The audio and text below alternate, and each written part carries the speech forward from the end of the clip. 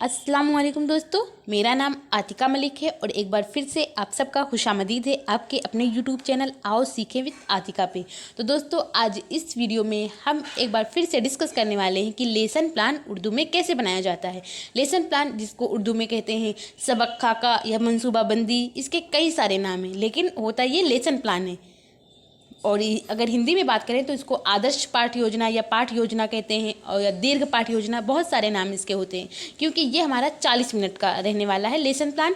तो इसके बारे में हम डिस्कस करने वाले हैं। अगर आप चैनल पर पहली बार आए हैं तो चैनल को सब्सक्राइब करके बेल आइकन को ज़रूर प्रेस करिए। तो चलिए बिना देर किए हुए वीडियो को शुरू करते हैं और जानते हैं लेसन प्लान उर्दू में कैसे बनाया जाता है। सबसे पहले आप हेडिंग डालिए, जो लेसन प्लान है। आप लेसन प्लान तो लिखेंगे नहीं क्योंकि आप उर्दू में बना रहे हैं, तो इसको उर्दू में कहते हैं तवील दरस का मंसूबा। तो जैसा कि मैंने आपको बताया, इसके बहुत सारे नाम हैं। सबक खाका भी मिलेगा आपको, कहीं मंसूबाबंदी भी देखने को मिलेगा, तो उस नाम से आप परेशान मत होइए। तो सबसे पहले आप स्कूल का नाम डालिए, स्कूल का नाम डालिए। फिर उसके बाद आता है तारीख। तो तारीख, जिस तारीख को अपना लेसन प्लान आप ये प्रेजेंट कर रहे हैं, उस तारीख को डालिए। फिर आता है दर्जा। तो दर्जा 6, 7, 8 कुछ भी हो बना सकते हैं, क्योंकि फॉर्मेट वो सेम रहेगा। अगर आपसे एग्ज़ाम में पूछा जाता है तो आप आपको एग्ज़ाम में दर्जा दिया रहता है, कभी 7 कभी 8, तो उसके अकॉर्डिंग आप दर्जा जो एग्ज़ाम में दिया जा रहा है उसी को लिखिए, लेकिन जो फॉर्मेट है वो ऐसे बनाइए। तो इसमें आप दर्जा 6, 7, 8 कुछ भी डाल सकते हैं। तो आज मैं इसमें दर्जा डाल रही हूँ 7।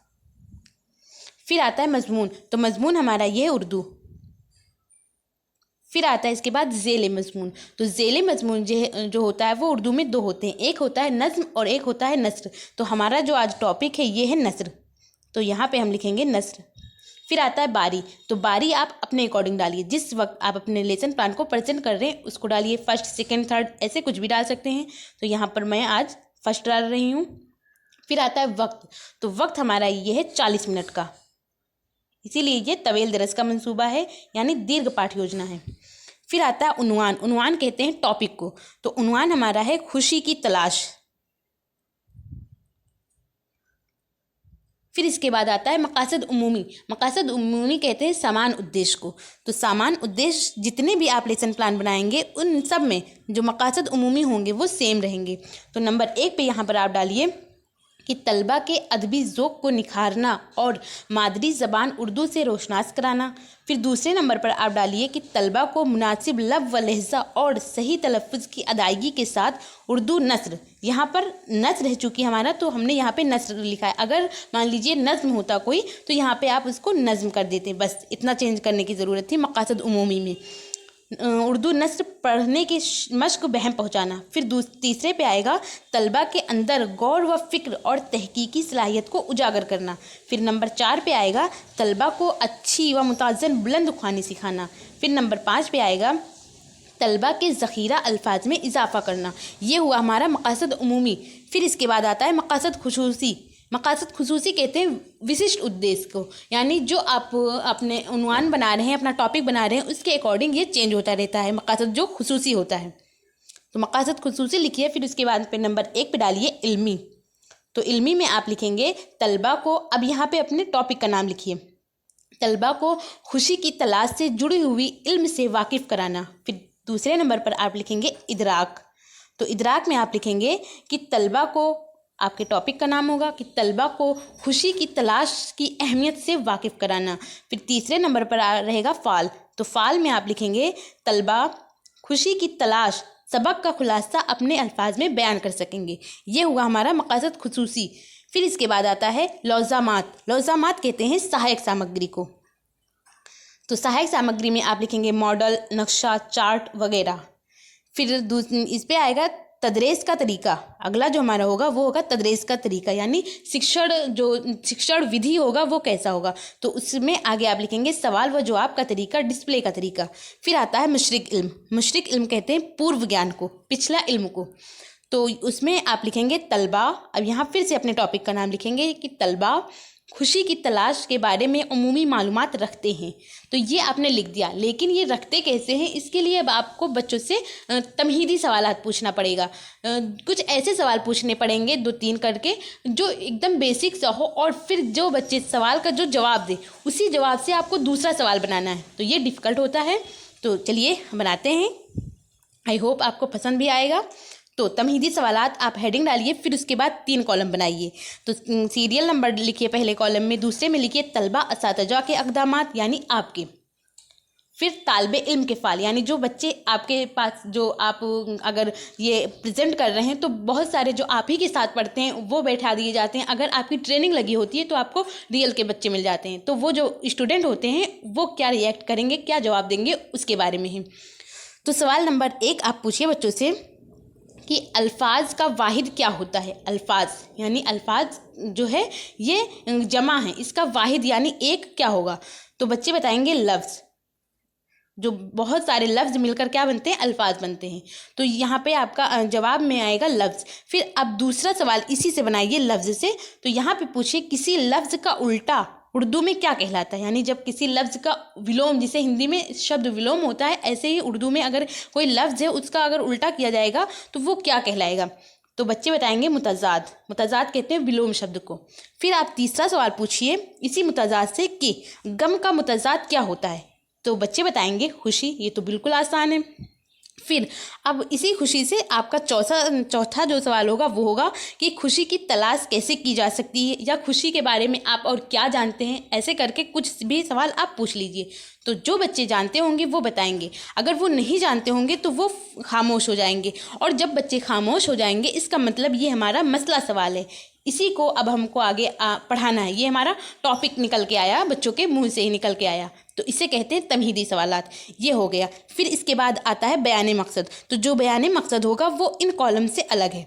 ये जो 3 कॉलम बने हुए थे, सीरियल नंबर और तलबा असातिज़ा के अक़दामात और तालिबे इल्म के फ़ाल, इनसे अलग है। तो बयान मकसद में आप कहेंगे कि तलबा आज हम सब मिलकर, यहाँ पर अपने टॉपिक का नाम लिखिए, कि खुशी की तलाश के बारे में तफसीली मुताला करेंगे।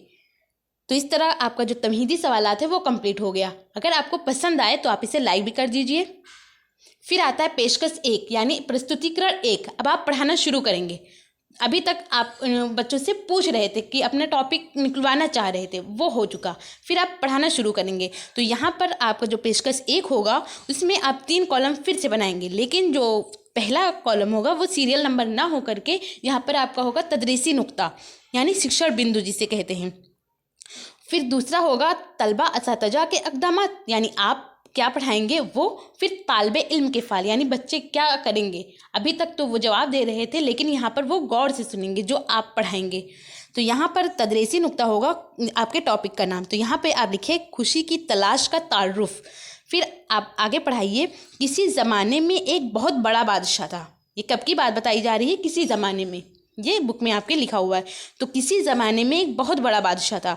जब वो बुढ़ापे की उम्र को पहुंचा, यानी जब वो धीरे धीरे उसकी उम्र ज़्यादा हो गई, वो बुढ़ा हो गया, तो उसकी जब वक्त जो है करीब आ रहा था, मतलब वो बादशाह था ना, तो अब वो जब बुढ़ापे की उम्र में पहुंचा तो उसने अपने 3 बेटों को बुलाया। यानी उसके कितने बेटे थे बादशाह के? 3 बेटे थे। तो उसको ये डिसाइड करना था कि उसको अब अगला बादशाह किससे बनाए। तो इसलिए उसने 3 बेटों को वहाँ पर बुलाया। कब बुलाया? जब वो बुढ़ापे की उम्र में पहुँचा। और उनसे कहा कि दुनिया में किसी जगह एक बहुत ही खूबसूरत शहज़ादी रहती है। क्या बताया बच्चों को? 3 बच्चों को बुलाया और उनसे क्या बताया कि किसी दुनिया में किसी जगह पर, वो जगह का नाम नहीं बताया बल्कि बताया एक बहुत खूबसूरत शहज़ादी रहती है। अब इसके आगे क्या बताया वो अब आप आगे पढ़ाइए। लेकिन अब आपने जो इतना अभी पढ़ाया है, ये पढ़ाने के बाद तलबा से अब इसी से रिलेटेड कुछ सवाल पूछिए। तलबा अभी तक क्या करेंगे? गौर से सुनेंगे। और अगर वो नहीं सुन रहे हैं तो आप उनसे कहिए कि आप जो मैं पढ़ा रहा हूँ या पढ़ा रही हूँ उसे गौर से सुनिए, क्योंकि इसी के अकॉर्डिंग अभी मैं आपसे इससे सवाल भी पूछूंगी। तो जो मैं बता रही हूँ उसको ध्यान से सुनिए। तो तलबा क्या करेंगे? गौर से सुनेंगे, ध्यान से सुनेंगे।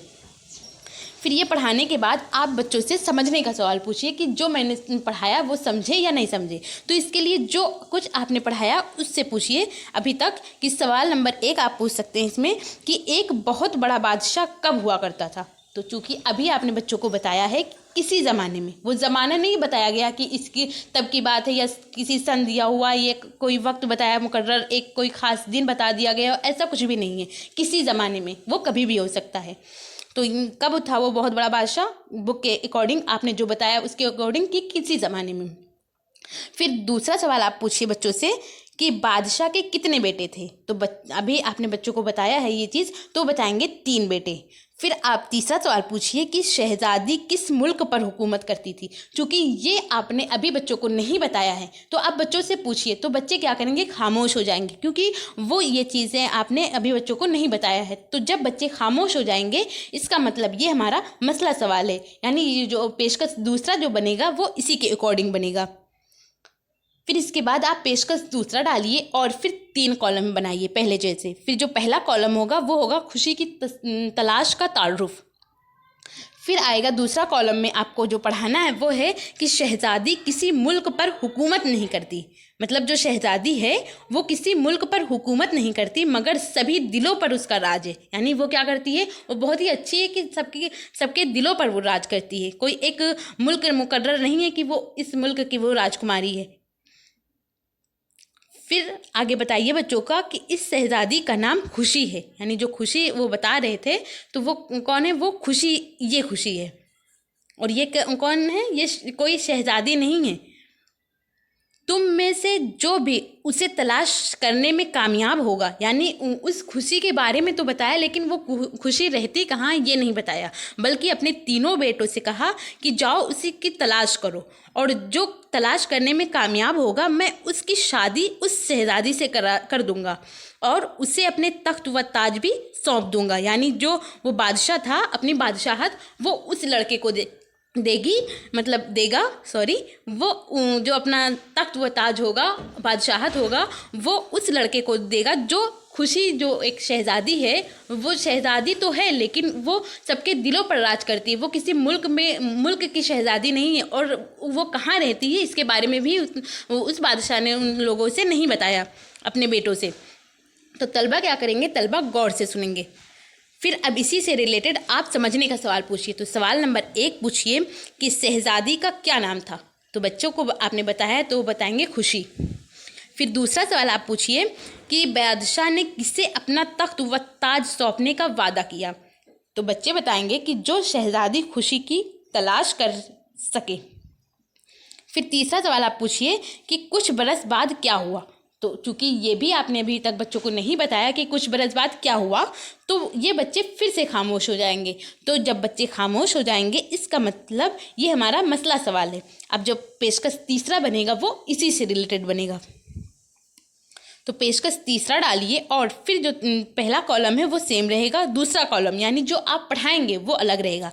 तो अब आप बच्चों को बताएंगे कि कुछ बरस बाद बड़ा शहजादा था वो किसके साथ आया, वो लज्जत क्या है, एक शहजादी है का नाम है। यहाँ पर ये लज्जत जो है ये शहजादी का नाम है। लज्जत जो निहायत खूबसूरत थी के साथ घर वापस आया। कौन आया, बड़ा बेटा को जो खुशी शहजादी थी वो नहीं मिली।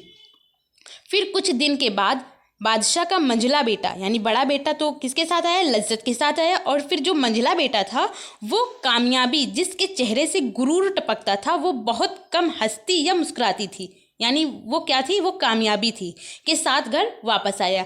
जो मंझला बेटा था उसको भी शहजादी खुशी जो थी वो नहीं मिली। तो तलबा क्या करेंगे, तलबा गौर से सुनेंगे। तो यहाँ पर जो पेशकश तीसरा है वो यहाँ पर जब एक बेटे को नहीं मिली, बड़े बेटे को यानी जो पहला बेटा था बड़ा बेटा था उसको लज्जत मिली, खुशी नहीं मिली। फिर जो दूसरा बेटा था मंझला बेटा जिसे कहेंगे तो उसको कौन मिला, तो उसको कामयाबी मिल गई। और जो तीसरा बेटा था बादशाह का उसको मिली खुशी। लेकिन यहाँ पर मैंने इसको ऐड नहीं किया है क्योंकि ये और ज़्यादा लंबा हो जाता। तो लेकिन आप ये जानिए कि जब दोनों बेटों को नहीं मिला तो जो खुशी शहजादी थी वो किसको मिली, वो छोटे बेटे को मिली। तो बादशाह ने अपनी बादशाहित, अपना जो तख्त व ताज था वो छोटे बेटे को ही दे दिया। फिर आता है ब्लैक बोर्ड का काम। तो ब्लैक बोर्ड का काम आप एक ब्लैक चार्ट लीजिए और यहाँ पर चिपकाइए। फिर वाइट मार्कर जो है उससे लिखिए। तो नंबर 1 पे आप लिख सकते हैं या स्टार बना के लिख सकते हैं, कुछ भी करके आप लिख सकते हैं। बादशाह के 3 बेटे थे। फिर जो दूसरा लिखेंगे उसमें लिखेंगे बड़ा बेटा लज्जत के साथ वापस आया।